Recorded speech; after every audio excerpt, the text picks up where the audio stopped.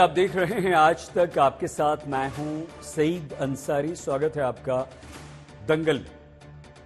वैसे तो कोई भी ये नहीं चाहता कि बलात्कार के टॉपिक पर कोई बहस हो जिसकी शिकार हमारी बेटियां होती हैं, लेकिन हमारे समाज में ऐसे दरिंदों की कमी नहीं जिनके कारण हमारा समाज, आप और हम शर्मसार होते हैं, मानवता शर्मसार होती है।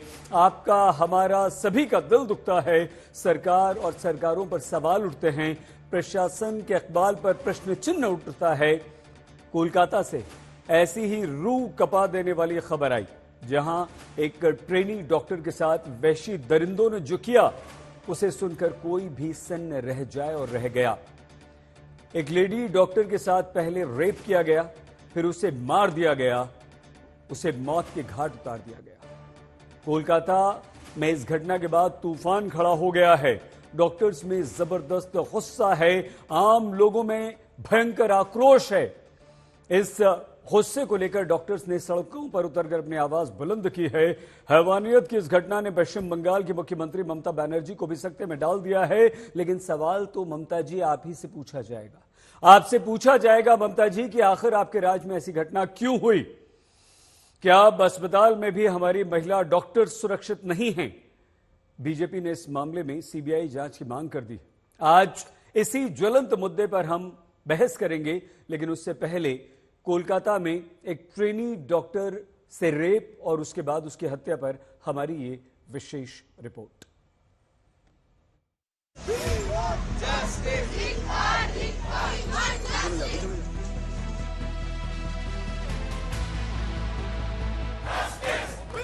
ये गुस्सा, ये उपाय, ये व्यथा, ये बेचारगी उन डॉक्टरों की है जिन्होंने अपनों के बीच से एक डॉक्टर को खो दिया। कोलकाता के RGKR मेडिकल कॉलेज में ट्रेनी डॉक्टर के साथ रेप और हत्या के बाद डॉक्टरों का गुस्सा सातवें आसमान पर है। दिल का दर्द और गुबार सुबह पर है।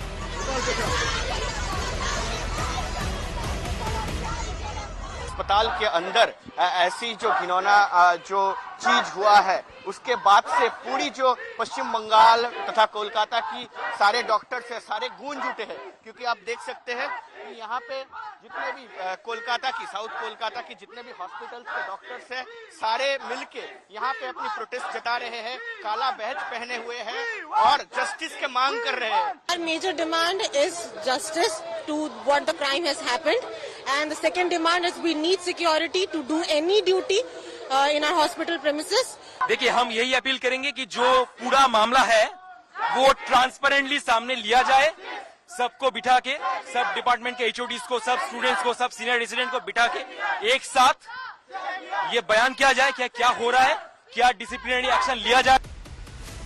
दरअसल कोलकाता के RGKR मेडिकल कॉलेज की तीसरी मंजिल पर सेमिनार हॉल के अंदर एक ट्रेनी महिला डॉक्टर शुक्रवार सुबह रहस्यमयी हालत में मृत मिली। पोस्टमार्टम रिपोर्ट से पता चला कि पीड़ित डॉक्टर के साथ यौन उत्पीड़न किया गया था, फिर उसकी हत्या कर दी गई। ये घटना आग की तरह फैली। डॉक्टरों ने अपने तरीके से दरिंदगी के खिलाफ आवाज बुलंद की। कोलकाता की इस घटना पर ममता बनर्जी ने भी डॉक्टरों के सुर में सुर मिलाया।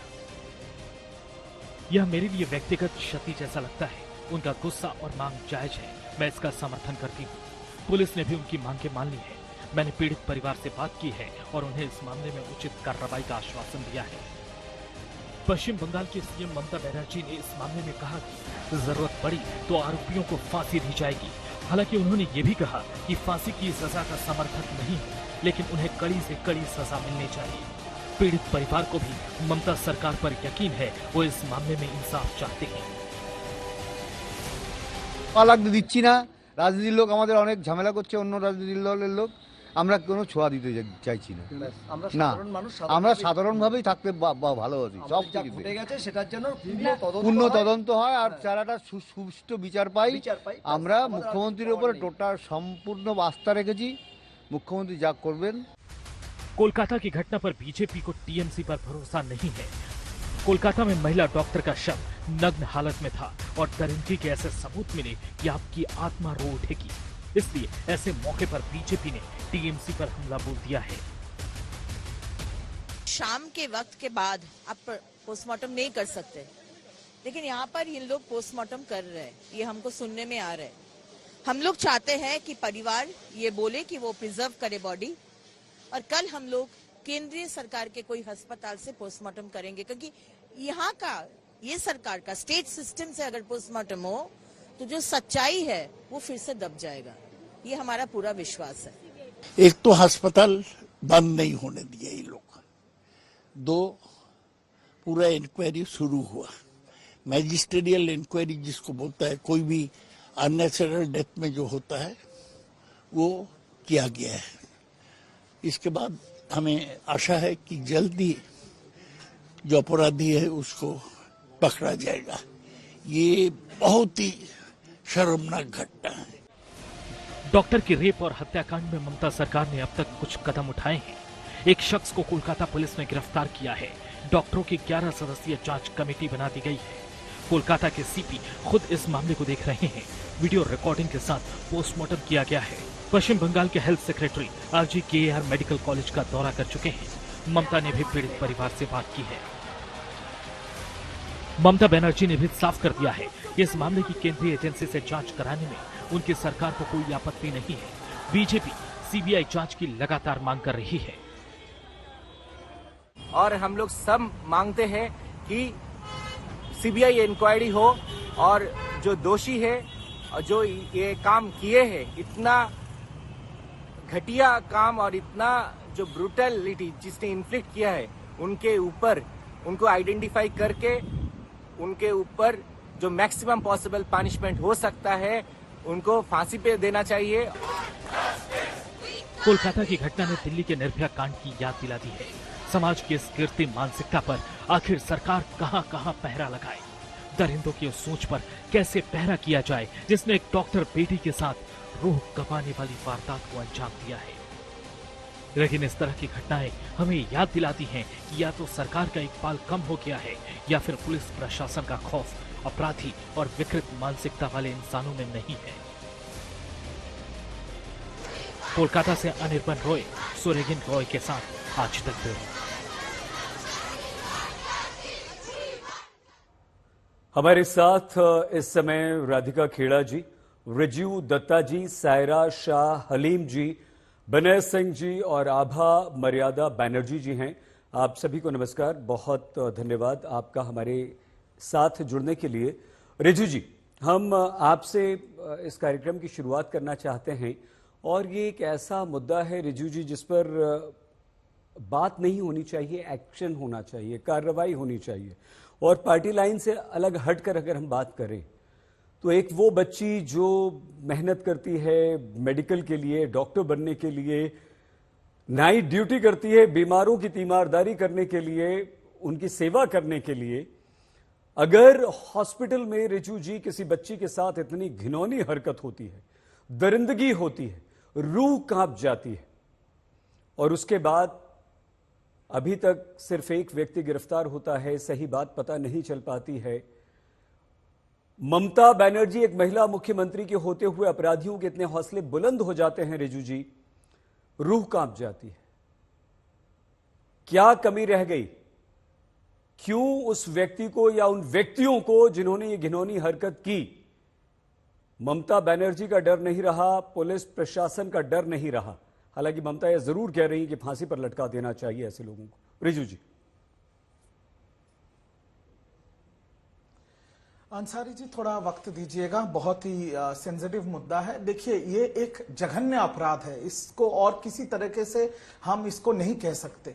पर यह भी वास्तव का बात है कि हर इंसान के पीछे ये मतलब पॉसिबल नहीं है कि हर इंसान के पीछे नजरदारी हो। पर एक प्रशासन, एक मुख्यमंत्री क्या कर सकती है? वो अपना राजधर्म पालन कर सकती है। उन्होंने क्या किया? उन्होंने खुद परिवार, पीड़िता के परिवार से बात किया। SIT का गठन हुआ जहां डॉक्टर्स भी हैं, पुलिस भी है। वीडियो कैमरा के सामने पोस्टमार्टम हुआ।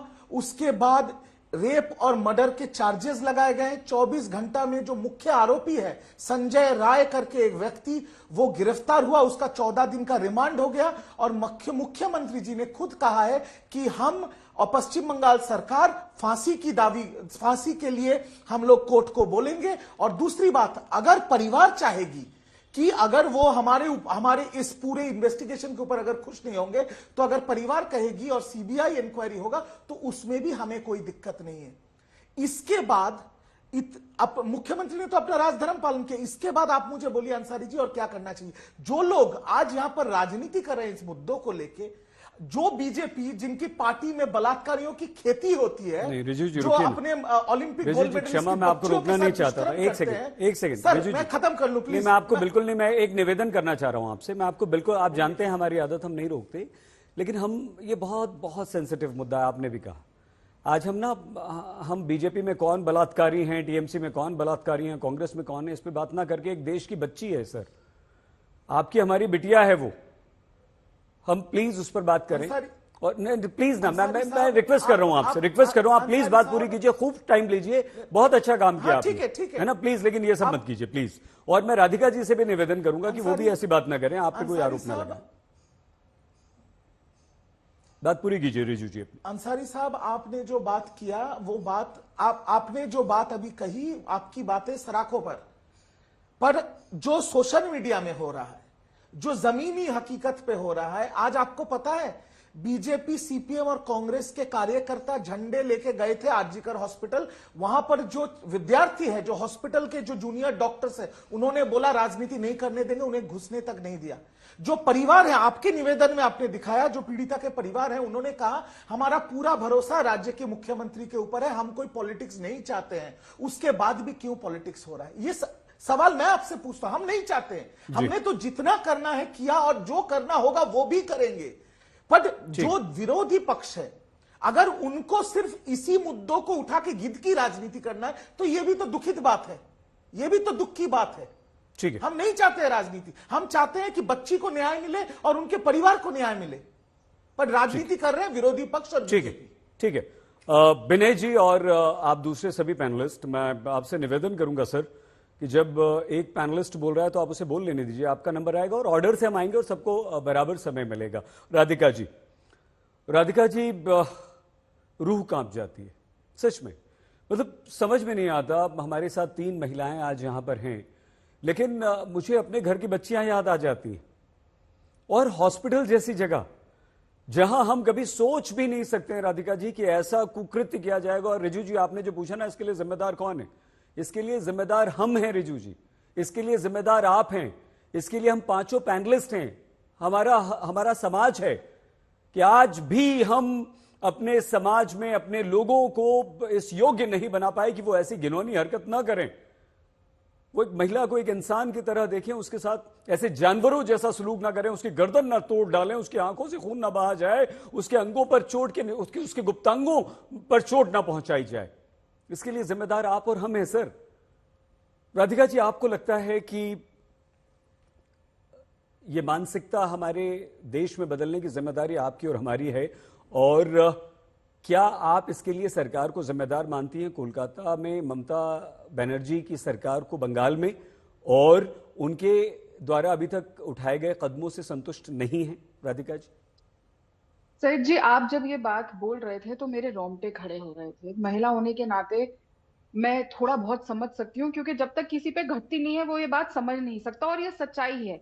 और हाँ, समाज को, हर इंसान को अपने आप को बदलने की जरूरत है, क्योंकि समाज कहाँ जा रहा है। लेकिन हम हर बार सिर्फ समाज के ऊपर ये डाल के अपनी जिम्मेदारियों से पाला नहीं हटा सकते। बस पश्चिम बंगाल की मुख्यमंत्री एक महिला है।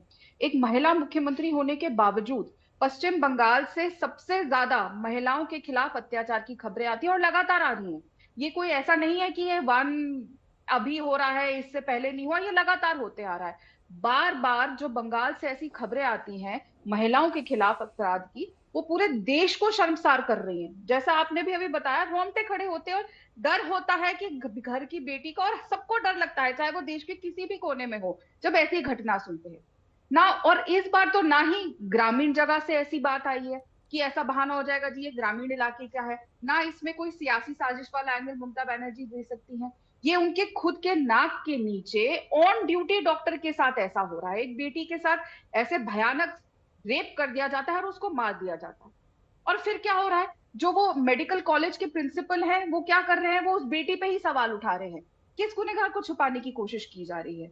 ऐसे लोग, ऐसे प्रिंसिपल्स हैं, क्या किया जा रहा है? और आज महिला वो बोल रही हैं, अब पहले तो लंबी चुप्पी साधी हुई थी मुख्यमंत्री जी, अब वो बोल रही हैं कि मैं दोषी को फांसी दिलाऊंगी, लेकिन ये नहीं बताती कि ये लगातार ऐसी घटनाएं हैं क्यों उनके प्रदेश में हो रही हैं। लगातार महिलाओं के साथ बदसलूकी, महिलाओं के साथ उत्पीड़न, महिलाओं के साथ इस तरह के हालात क्यों हो रहे हैं? जब एक महिला मुख्यमंत्री होती है तो क्या होता है ना कि हर महिला को सुरक्षित महसूस होता है कि हाँ चलो एक महिला है तो वो समझेगी कि हम पे क्या गुजरेगी और हमारी क्या स्थिति होगी, या हमारे क्या डर होंगे और हमें क्या जरूरत होगी और किस तरीके की सुरक्षा महिलाओं के लिए बढ़नी होती है। लेकिन एक महिला मुख्यमंत्री होने के बावजूद अगर लगातार महिलाओं के खिलाफ अपराध ऐसे वेस्ट बंगाल में बढ़ रहे हैं और फिर बोला जाए कि अगर हम लोग सवाल करते हैं तो बोला जाता है कि सियासत हो रही है, ये तो बहुत शर्मिंदगी की बात है। हम सवाल क्यों नहीं पूछेंगे? यहाँ पे टीएमसी के प्रवक्ता कह रहे हैं बताइए हम क्या करें, इससे ज्यादा क्या कर सकते हैं आपको। और इसी बात से मुझे एक बात याद आई, आपको याद होगा जब दिल्ली में निर्भया केस हुआ था तो इन्हीं के साथी हैं आम आदमी पार्टी के अब जो मुख्यमंत्री बन गए, जहां पे ममता दीदी अभी जाके गले मिलके आई थी उनके पूरे परिवार से। क्या कहा था अरविंद केजरीवाल साहब ने निर्भया केस के बाद? उन्होंने एक ट्वीट करके कहा था जो आज तक है, do we need such a helpless CM? Sheila Dikshit ji के लिए याद है ना आपको, do we need such a helpless CM now? पूछ रही हूं मैं सवाल, क्या वेस्ट बंगाल को ऐसे हेल्पलेस सीएम की जरूरत है? जिनके प्रवक्ता आके यहाँ कहते हैं इससे ज्यादा हम क्या करें? ये तो सबसे ज्यादा हो गया कि हम कह रहे हैं कि फांसी की सजा दी जाए। अरे आपको खुद फांसी ले लेनी चाहिए ऐसी बात बोलने से पहले। ये बात एक मुख्य एक जब सरकार में कोई है, मेरे को इतना गुस्सा आ रहा है ना सैयद जी, मतलब कोई ये क्या बात बोली है टीएमसी के प्रवक्ता ने, आप सरकार में और बोल रहे इससे ज्यादा हम क्या करें? डूब मरिए आप ऐसी बात बोलने से पहले कि इससे ज्यादा क्या करें हम। आपके कॉलेज का प्रिंसिपल आज भी उन गुनहगारों को बचा रहा है, उस लड़की पे सवाल उठा रहे हैं, आप पूछ रहे इससे ज्यादा हम क्या करें? आपने अपनी सियासत के लिए, अपनी राजनीति के लिए मजहब के नाम पे पूरे बंगाल पे आग लगा दी। मुख्यमंत्री वहां पे कह दिए इससे ज्यादा हम क्या करें? मुझे तो समझ नहीं आ रहा सैयद जी, मैं रोऊं, गुस्सा करूं, क्या करूं ऐसी बात सुन के? अगर इनके प्रवक्ता ऐसी बात करें तो सोचिए वेस्ट बंगाल की हालत क्या होगी, वहां की महिला के अंदर क्या स्थिति होगी, क्या डर होगा। रोंगटे कांप रहे हैं मेरे ये सुन के कि इससे ज्यादा हम क्या करें। इस्तीफा दे दीजिए, आसान होगा आपका वेस्ट बंगाल की जनता के ऊपर और देश की महिलाओं के ऊपर। इस्तीफा दे दीजिए क्योंकि आप लोगों से समाप्त कीजिए ना, थोड़ा थोड़ा समय लीजिए सबको। एक निवेदन तो आपसे कर सकते हैं कि अभी फिलहाल आप ये कर सकती हैं कि आप बहुत पढ़ी लिखी हैं, विद्वान हैं, शब्दों की कोई कमी नहीं है आपके पास, तो डूब मरो और ये करो वो करो जैसे शब्दों से आप बच सकती हैं। नहीं तो रिजू जी अगर कोई ये बोलेगा इससे ज्यादा कोई बात नहीं मैम, प्लीज मैम प्लीज, ठीक है राधिका जी आपका समय हो गया। मुझे दूसरा रिजू जी अभी नहीं, अभी आपको अलाउ नहीं करूंगा सर। मैं आभा जी के पास जा रहा हूं। आभा जी, सायरा जी आप भी कुछ कहना चाह रही है? मैं विनय जी और आपके पास आता हूं। आभा जी, ये एक बच्ची के साथ रेप नहीं है, यह हमारे देश भर की बच्चियों को घर से बाहर निकलने में डरा देने वाली घटना है। यह हर माता पिता, भाई, दोस्त, पति सबको डरा देने वाली घटना है कि हम अपनी बच्चियों को घर से बाहर कैसे जाने दें। हम सब भी समाज में हैं। आभा जी, आपको लगता है कि ये हमारे प्रशासन का डर अपराधियों में नहीं है, या हमारे समाज में हम फेल हुए हैं अपने आप को उस स्तर पर ले जाने में जहां बच्ची अकेली रात को सड़क पर हो तो भी सुरक्षित हो? सईद भाई, हम फेल हुए हैं, टू बी वेरी प्रिसाइज, कि हम सामाजिक तौर पर फेल हो गए हैं।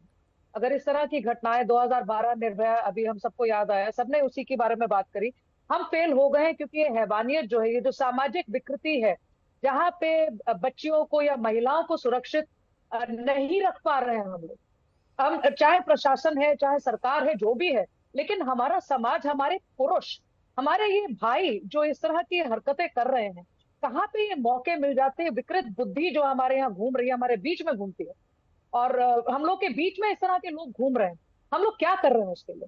तो आई थिंक ये जागने का समय आ गया है, हम लोग को अब जगना चाहिए कि कई बार ये चीजें हो चुकी हैं। आज बैंगलोर में भी कुछ 4-5 दिन पहले कुछ सुबह ऐसा कुछ इंसिडेंट हुआ था, और इसमें जिस तरह की विकृत बुद्धि वाले जो लोग हैं वो चाहते हैं कि ये शोर ना मचे, वो करा के निकल जाए। और ये जो मर्डर्स होते हैं ये इसीलिए हो रहे हैं क्योंकि वो नहीं चाहते कि दुनिया देख पाए। They want some level of cooperation. I think कुछ तो अवेयरनेस और जागरूकता या कुछ हिम्मत या कुछ जो है ब्रेवरी हमारी लड़कियों में लाने की जरूरत है कि अगर आप बाहर पढ़ लिख रही हैं, बाहर जा रही हैं, माँ बाप हम लोग को बाहर भेजते हैं, हमारे खुद के बच्चे पढ़ने जाते हैं, तो उनको भी हमें थोड़ा सा सशक्त करने की जरूरत है कि अगर ऐसा कभी कुछ हो जाए, भगवान न करे किसी के साथ हो, सुन के भी थोड़ा कांप जाते हैं हम लोग, लेकिन अगर कभी कुछ ऐसा हो तो अपनी सुरक्षा करना भी हमारे बच्चों को सिखाना बहुत जरूरी है, पहली बात। दूसरी बात, सामाजिक तौर पे मेरे हिसाब से अभी हमारे यहाँ पॉलिटिसाइज ना करके अगर हम इसको देखें कि it is time for us to wake up to the reality कि अब ये चीजें हमारे यहाँ बढ़ गई हैं, क्योंकि हमारे यहाँ अब दिखना शुरू हो गया, टीवी है, इंटरनेट है, सब पता चलता है। एक समय था हमें पता नहीं चलता, आज जब पता चल रहा है तो भी हम लोग क्या कर रहे हैं कि आज अभी हमने सुन लिया, सबकी बातें सुन ली, yes it should be fast track the case, जो भी हो, जो भी उसमें जिस तरह से भी स्ट्रिक्टेस्ट पनिशमेंट दिया जाना चाहिए, लेकिन सामाजिक तौर पर जब तक हम इस चीज को नहीं समझते हैं, जब तक हम लोग वो बोलते हैं ना कि हमारे यहाँ अभी आपने कहा भाषा का अच्छा प्रयोग किया जाए, लेकिन भाषा कुछ ऐसी आप लगानी पड़ेगी कि कुछ ऐसा करना जरूरी है कि न सिर्फ डर पैदा हो, लेकिन डर के साथ जिम्मेवारी भी ये पैदा हो कि अगर ऐसी हरकतें यहाँ पर होती हैं तो हम ऐसी स्थिति में हम क्या करें। हम लोग एक वहां पे स्पेशल इन्वेस्टिगेटिंग टीम लगी है, आज सरकारी प्रवक्ता यहाँ बैठे हुए हैं, तो हम उनसे भी पूछेंगे कि हम यहाँ से क्या ऐसा करें कि दोबारा से ये चीजें ना हो। सामाजिक तौर पर हम मेरे हिसाब से पूरी तरह से फेल हो चुके। ठीक है आभा जी, बहुत ईमानदारी से आपने हम अपने लड़कों को नहीं सिखा पाए, नहीं सिखा मैं हम आपसे सहमत है और आपने ईमानदारी से माना भी। विनय सर, मैं आपके पास आ रहा हूं सायरा जी का एक रिएक्शन लेके, और रिजू जी आप पूरा जवाब दीजिएगा राधिका जी का। सायरा जी, आपको लगता है कि इस तरह की, देखिए ये कोई पहला मामला नहीं है, आप और हम जब भी ऐसी कोई घटना होती है बैठते हैं, चर्चा करते हैं, रोते हैं, हमारी रूह कांपती है, हम डरते हैं, और हम करते क्या है, अपनी बच्चियों पर अंकुश लगा देते हैं, उन पर पाबंदी लगा देते हैं। वो सांझ ढलने, शाम होने के बाद घर से अकेली नहीं निकलें, भाई साथ में जाए, फादर साथ में जाएं, कोई घर वाले किसी को भेजा जाए, रात को कहीं से आ रही हैं तो रुक जाओ, कोई पिक कर लेगा। ये हम हमारी बच्चियों पर ही सायरा जी पाबंदियां लगा देते हैं। क्या कारण है सायरा जी कि क्या हमारा कानून इतना सख्त नहीं है, हम किसी एक भी बलात्कारी को, रेपिस्ट को ऐसी सजा नहीं दे पाए कि उसकी सजा को सुनकर, देखकर उन दरिंदों की रूह कांप जाए? या आप भी, आपको और हमें, हमारे समाज को जिम्मेदार मानती हैं सायरा जी? जी, सबसे पहले अंसारी साहब, ये एक बहुत बड़ा कांड है, ये छोटा मोटा मामूली घटना नहीं है, क्योंकि सबसे पहली बात है, कलकत्ता जैसा शहर पूरे मतलब विश्व नहीं तो नहीं कहूंगी, मैं कहूंगी कम से कम भारत में माना जाता है कि सबसे सुरक्षित एक मेट्रोपॉलिटन सिटी है। लेकिन मुझे, क्योंकि मैं कलकत्ता से हूं, तो मैं बहुत ही ये शर्मनाक घटना को, ये जो है, इसको मैं रिग्रेट करती हूँ और बहुत ही अनफॉर्चुनेट मानती हूँ, क्योंकि ये जो है एक डॉक्टर महिला गवर्नमेंट हॉस्पिटल, और ये एलिज्ड जो यहाँ पे अपराधी है वो कौन है, वो है सिविक वॉलंटियर। दैट मीन्स कि वो सिविक वॉलंटियर हुआ कॉन्ट्रैक्चुअल एम्प्लॉय कोलकाता पुलिस का। तो सोचिए जिस तरह के दर्दनाक तरीके से इस बेचारी जो हम लोगों की जो ये वुमन डॉक्टर पे हमला हुआ, जहाँ पे आंख से खून निकल रहा है, मुंह से खून निकल रहा है, बहुत जगह से गहरे वुंड्स हैं बदन के ऊपर, इस स्टेट में वो पाई गई है।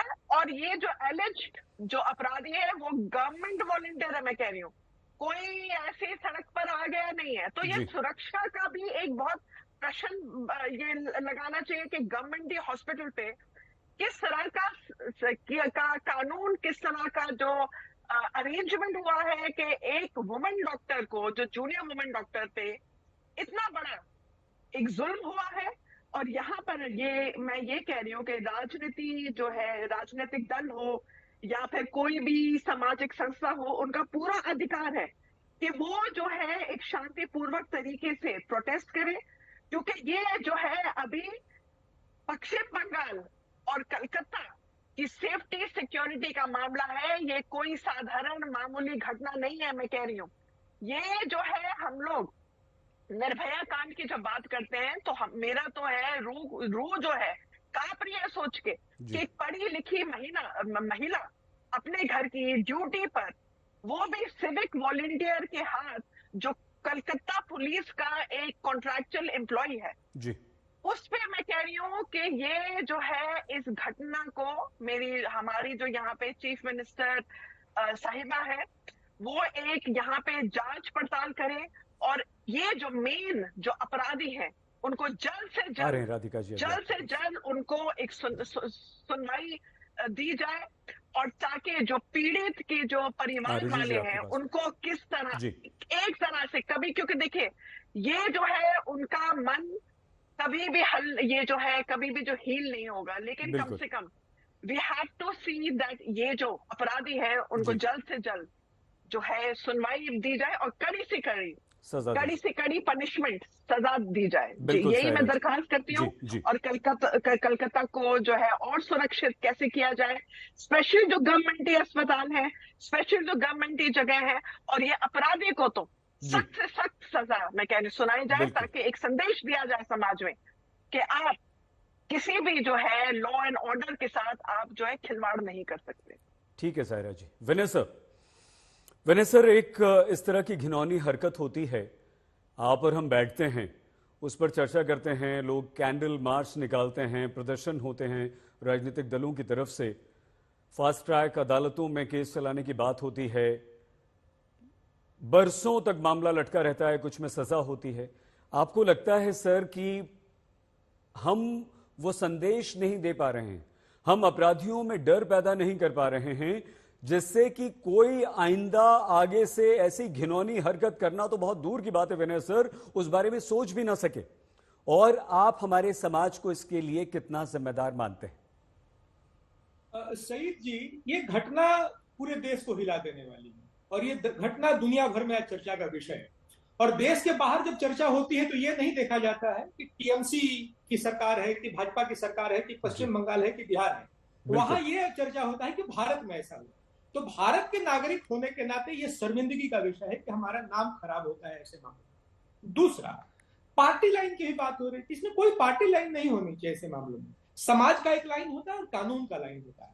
कानून का लाइन ये था सईद जी कि पहले बंगाल का ही मामला था, धनंजय चटर्जी 1990 में एक मामले में आरोपी हुआ और 14 साल बाद 2004 में उसको अलीपुर जेल में फांसी दी गई। रेप का ही मामला था, लेकिन 14 साल उस मामले में लगा था। मेरा यह मानना है कि ऐसे मामलों में फास्ट ट्रैक करना चाहिए। पहले आईपीसी की धाराएं थी रेप को लेकर के, उस धाराओं को और कठोर किया गया है भारतीय न्याय संहिता 2023 में। मुझे लगता है कि ऐसे मामलों में फास्ट ट्रैक करना चाहिए। दूसरी बात, सरकार के बारे में जो सत्तारूढ़ पार्टी के प्रवक्ता कह रहे थे कि ममता बनर्जी ने ये किया, ये किया, ये किया, ये पर्याप्त है। ठीक है, ये पर्याप्त है, लेकिन सवाल यहाँ ये उठता है कि आपको कार्रवाई करने के लिए, या एक मुख्यमंत्री जिसके पास गृह मंत्रालय और स्वास्थ्य विभाग भी है, उसको ऐसे मामलों पर बयान देने के लिए किसी प्रोटेस्ट का इंतजार करना पड़ता है?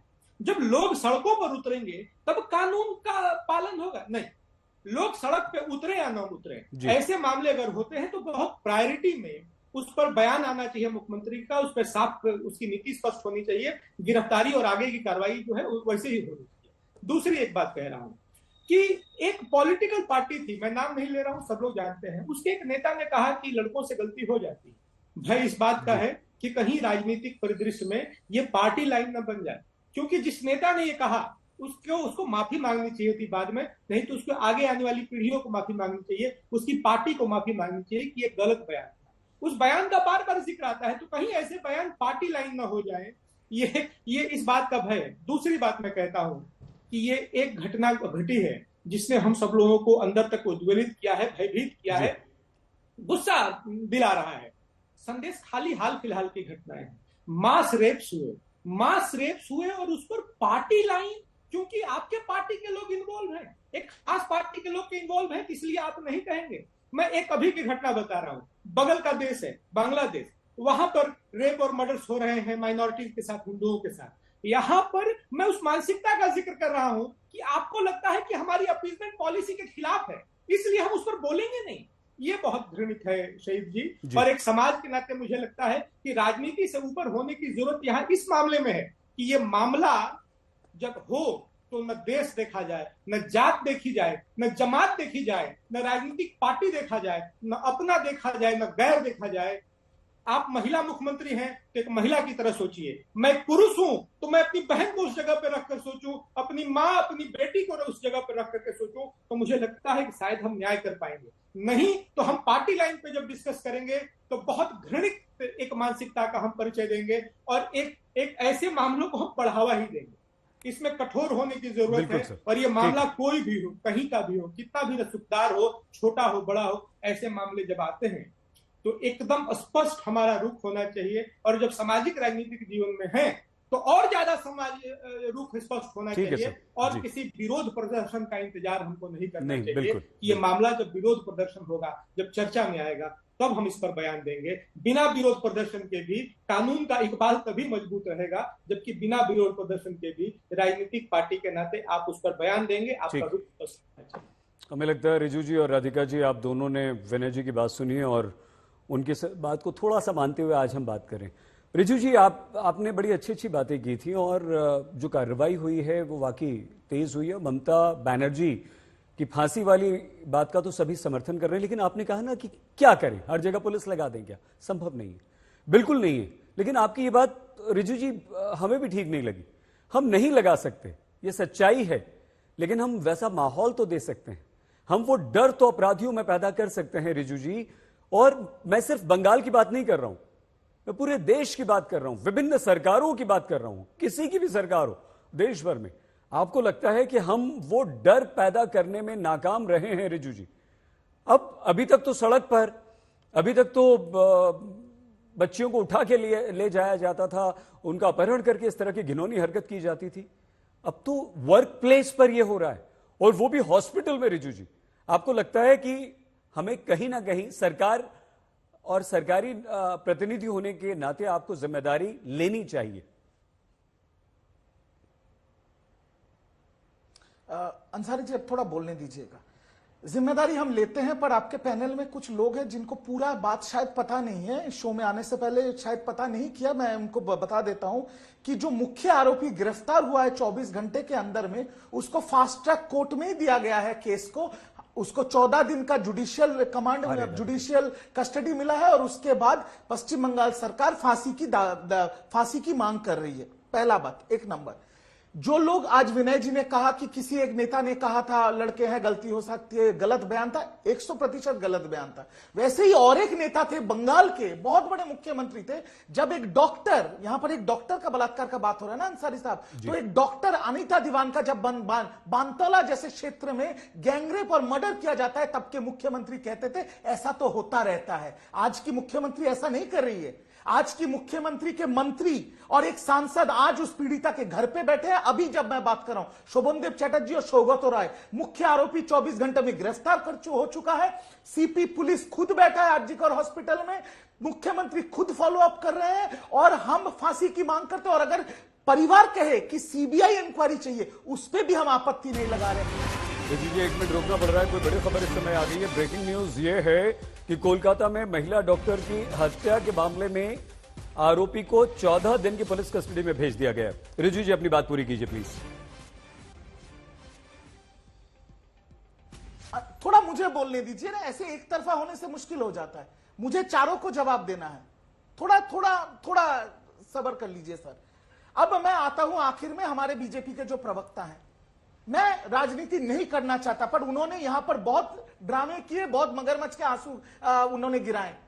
यहां पर बेटी का उनके परिवार के सामने पोस्टमार्टम हुआ था। उन्नाव में बेटी को पुलिस ने जिंदा जला दिया था, शव तक नहीं मिला था। याद है आपको अंसारी साहब? वो लोग यहां रो रहे हैं जब निर्भया की बात हो रही है। जो प्रवक्ता आज बीजेपी का झंडा लेके बैठे हैं, वो प्रवक्ता ही बीजेपी को नोच खा रही थी, क्योंकि तब वो दूसरी पार्टी में दूसरी जर्सी पहन के बैठे थे। हम नहीं चाहते राजनीति हो। अगर हमसे गलती हुई है, अगर हमारी कार्रवाई में चूक हुई है, आप 10 बार बोलिए, पर जब आपके नेता, आपके सांसद लड़कियों के साथ बलात्कार करते हो और आप उनको दिल्ली पे रोड पे घसीटते हो। जब आपके प्रदेश में लड़कियों को जलाया जाता है जिंदा और तब आपकी मुंह चुप्पी साधते हो, तो आपको डूब मरना चाहिए। हमारी गलती नहीं है, हमने काम किया है, हमने अपना राजधर्म पालन किया है। जो जघन्य अपराध हुआ उसमें जो जानवर, जो प्रधान आरोपी है, उसको भी हमने जेल के सलाखों के अंदर भेजा 24 घंटे में। आज जिस विनेश फोगत को लेके पूरा देश रो रहा है, पूरा देश प्रतिवाद कर रहा है कि उसको पदक मिलना चाहिए, उस विनेश फोगत को दिल्ली की रोड पे घसीटा था, तब नरेंद्र मोदी भी चुप था, तब ब्रिजभूषण के खिलाफ राधिका खेड़ा बोलती थी। आज राधिका खेड़ा ने जर्सी बदल दिया, इसलिए मुंह पे चुप्पी है। रिजू जी, तो ऐसी नाटक ना करें, टीवी पे सब दिखता है। मैं जवाब दे दूं? हाँ राधिका जी। सैयद जी, ये जो इंडी गठबंधन धर्म का पालन किया है, ठीक है, जो हो गया इनका, तो मैं बोल लूं। सैयद जी, क्या है ना, ये जो इंडी गठबंधन के लोग हैं ना, जब इनके पास पॉलिटिकल आर्ग्यूमेंट वीक पड़ जाती है तो ये मेरे पे व्यक्तिगत हमला करते हैं। पर करिए, इसीलिए आप लोग आज भी 10 साल बाद भी ऑपोजिशन में ही है और आगे भी रहेंगे। करिए, जितना व्यक्तिगत हमला करना है उससे मैं और सशक्त होती हूँ। लेकिन यहाँ पे ये बात हो रही है कि पूरी बात सामने वाले को नहीं पता। ममता बनर्जी जी क्या कर रही है, आज मैं आपके चैनल में बताती हूँ कि वहां पे क्या हो रहा है। कम्युनिस्ट से सीखकर टीएमसी का मोडस ऑपरेंडी क्या है? विक्टिम का कैरेक्टर असैसिनेशन किया जाए, उसे बदनाम किया जाए, ताकि विक्टिम के घर वाले डर के मारे ना एफआईआर दर्ज करें, डर के मारे ना सीबीआई जांच मांगे, डर के मारे अपना केस विड्रॉ कर ले। और ये मैं बहुत ही जिम्मेदारी से कह रही हूँ। कॉलेज के प्रिंसिपल संदीप घोष, कौन है संदीप घोष? आप तो उनका कैरेक्टर मेरे से ज्यादा बेहतर जानते होंगे, क्योंकि उनके ऊपर कई बार यहाँ पे न्यूज स्टोरीज चल रही है, कई बार उनके ऊपर खुलासे हुए। मेडिकल कॉलेज के प्रिंसिपल इतनी घृणित बात कहते हैं कि आधी रात को सेमिनार हॉल में वो औरत लड़की क्या कर रही थी। घृणित हिंसा से ज्यादा, घृणित बलात्कार से ज्यादा घृणित बात तो उनके प्रिंसिपल ने कर दी। और वो आदमी कौन है? वो आदमी वो है जो खास ममता बनर्जी के आदमी है, खास टीएमसी के आदमी है। जब बीजेपी सरकार ने उनके घोटाले के ऊपर ये कहा था कि इस पे ईडी की जांच होनी चाहिए, जब बीजेपी के हमारे नेताओं ने कहा था ईडी की जांच होनी चाहिए, तो क्या किया गया था? तो ममता बनर्जी जी की सरकार ने, ममता बनर्जी जी ने उस आदमी को बचाया था। याद है ना, 2023 अक्टूबर में मुर्शिदाबाद भेज दिया गया था, लेकिन कोई कार्रवाई नहीं करी गई थी। आज वो आदमी प्रिंसिपल है, क्यों उसके पद से नहीं हटाया गया है? क्यों ममता बनर्जी जी ने उनसे सवाल नहीं किया? यहाँ बैठ के ज्ञान देना बहुत आसान है। और आप बात कर रहे थे ना उन्नाव की, बहुत अच्छा हुआ आप वो खुद लेकर आए। आपके साथी है ना प्रियंका वाड्रा, राहुल गांधी, जो ट्रेजिडी टूरिज्म के लिए हर 2 मिनट में उत्तर प्रदेश पहुंच जाते थे। आज क्यों उनके मुंह में दही जम गई है? क्यों पूरा इंडिया अलायंस चुप है? आज सब के सब चुप बैठे हैं, क्योंकि ये घटना इंडिया अलायंस के यहाँ पे हुई है। और आप भी चुप थे जब और किसी प्रदेश में होता है। जब अयोध्या में इतनी बड़ी घटना हुई कि एक हिंदू लड़की के साथ सपा का नेता, इतना बड़ा आदमी ऐसी दुर्घटना करता है, लगातार बलात्कार करता है, तो आप टीएमसी के प्रवक्ता जो यहाँ पे बैठ के बड़ ज्ञान दे रहे हैं, आपके मुंह में दही जम गई थी। तो यहाँ पे बैठ के ज्ञान मत दीजिए कि हम महिलाओं को क्या करना चाहिए क्या नहीं। बस ये है, पूरी दुनिया ने देखा है, आपने आज सबसे बैठ के बोला है। और मैं आपके बीच में नहीं बोली थी जब आप जहरीला विलाप कर रहे थे। जब आप मुझे बोलने दीजिए और बीच में मत बोलिए। आप लोगों ने जो महिलाओं की हालत बंगाल में कर दी है वो दयानीय है। और ऐसी हालत कोई भी महिला, किसी भी महिला के साथ कहीं पे भी नहीं होनी चाहिए। और मैं हर बार अपनी आवाज उठाती हूँ और कभी भी चुप नहीं रहती हूँ। वो आपका कैरेक्टर है कि जब अयोध्या में रेप होता है हिंदू लड़की के साथ और उसमें सपा का नेता पाया जाता है दोषी, तो आप चुप्पी साधते हैं। राधिका खेड़ा चुप्पी नहीं साधती और भारतीय जनता पार्टी चुप्पी नहीं साधती। तो ये टूरिज्म जो आप लोग करते हैं, ट्रेजेडी टूरिज्म और पॉलिटिकल अपने जो आप वेंडेटा चलाते हैं, ये बंद करिए। रिजू जी, एक सेकंड आएंगे। हो रहा है, लगातार हो रहा है महिलाओं के साथ, ठीक है, दर्दनाक है। राधिका जी, नहीं अभी नहीं सर, अभी 3 मेहमान और हैं मेरे साथ। आपसे सवाल है। नहीं 3, अभी मैं आ रहा हूं सर आपके पास। राधिका जी, आभा जी, क्योंकि हम कार्यक्रम समाप्त करने की तरफ जा रहे हैं, मैं आपसे निवेदन करूंगा कि कम शब्दों में, संक्षेप में अपनी बात कहें। कोई मैम, क्योंकि आप सामाजिक कार्यकर्ता हैं, एक्टिविस्ट हैं, ऑथर हैं, आप लिखती हैं महिलाओं के बारे में, कोई सलाह देंगे मैम राजनीतिक दलों को, समाज को? जी, मैं आपके चैनल के माध्यम से एक बात कहना चाह रही हूँ, क्योंकि ये जो हो रहा है, ये मतलब ये इतना जो हम लोग बातचीत कर रहे हैं, मुझे लगता है कि अल्टीमेटली जो इसमें एक्शन लिया जाएगा वही है जो होगा। पर क्योंकि इससे आइसोलेटेड इंसिडेंट नहीं है, हम लोग ये 3 तरफा एक बात जो मैं कहना चाह रही हूँ, आज के कोई भी हमारी भारतीय महिला सुरक्षित नहीं है। हम किसी प्रदेश के बारे में जब इतनी बातें करते हैं, मैं कहती हूँ हमारी महिला सुरक्षित नहीं है। और तीन तरफा ये बात है, अगर मैं एज अ लॉयर कहूँ, एज अ समाज सेविका। मैम 30 सेकंड्स में समाप्त कीजिए, मुझे विनय सर से कमेंट्स हाँ जी, लॉ, हमारे यहाँ लॉ है लेकिन लॉ एंड ऑर्डर नहीं है। That is the first part. उसके ऊपर हमें आई थिंक काम करने की, सरकारों को बहुत काम करने की जरूरत है। सामाजिक तौर पर हम लोग अभी मैम, सॉरी आपको रोक रहा हूं। विनय सर 30 सेकंड्स में चलते चलते आप क्या कहेंगे? समाप्त हम रिजू जी से करेंगे। रिजू जी ने कहा कि उस बयान पे कि वो गलत बयान था, कि लड़कों से गलती हो जाती है वाला मामला, वो बड़ा वेलकम है। और हालांकि वो इनके पार्टनर है, पार्टी हैं अभी। दूसरी बात कि जिस तरीके से उन्होंने उसमें गलती मानी उस बयान की, उसी तरीके से आपको ये बात भी गलती माननी चाहिए कि आपने कहा कि और क्या कर सकते हैं, ये भी गलत बयान था। आप बहुत सर विनय सर, मैं आपको रोक लूं आपकी आज्ञा से। संदेश खाली पर भी माफी मांग ली। मैं आपको इसलिए रोक रहा हूं सर, इसलिए रोक रहा हूं क्योंकि टीएमसी के प्रवक्ता हैं रिजू जी, और उनसे राधिका जी समाप्त इसलिए करना चाहते हैं कि हम आपसे निवेदन ये करेंगे कि राधिका जी को कुछ ना कहें, बीजेपी को कुछ ना कहें। अब आप सिर्फ संदेश दें बंगाल की महिलाओं को, बच्चियों को, इस केस के माध्यम से ऐसा क्या आप करने जा रहे हैं कि सब सुरक्षित महसूस करें और डर कम से कम हमारे दिल से भी निकल जाए। रिजू जी 30 सेकंड है सिर्फ आपके पास, वरना मुझे बीच में रोक देना पड़ेगा शो। मैं 30 सेकंड का भरपूर प्रयोग करूंगा। मैं सिर्फ इतना कहूंगा कि हम लोग कुछ भी कहें टीवी पे, कोई कुछ भी चिल्लाए, कोई साउथ दिल्ली से उठ के आके यहां पर कुछ भी नौटंकी करे, परिवार क्या कह रहा है? परिवार एक ही चीज बोल रहा है, हम मुख्यमंत्री पे भरोसा करते हैं, पश्चिम बंगाल सरकार से भरोसा करते हैं, और परिवार ने हम पे भरोसा किया है। हम रिजू दत्ता जी, राधिका खेड़ा जी, सायरा जी, विनय जी और आभा जी, आप सभी का धन्यवाद। लेकिन दिल दहल गया है बंगाल की इस डॉक्टर बिटिया के साथ जिस तरह से रेप किया गया, उसके बाद उसकी नृशंस हत्या की गई, उसके साथ दुरंदगी की गई। किसी बच्ची के साथ ऐसा ना हो। लेकिन याद रखिए, सरकारों के साथ साथ आप और हम, समाज अधिक जिम्मेदार है। आप प्लीज अपना बहुत ख्याल रखिएगा। देखते रहिए आज तक।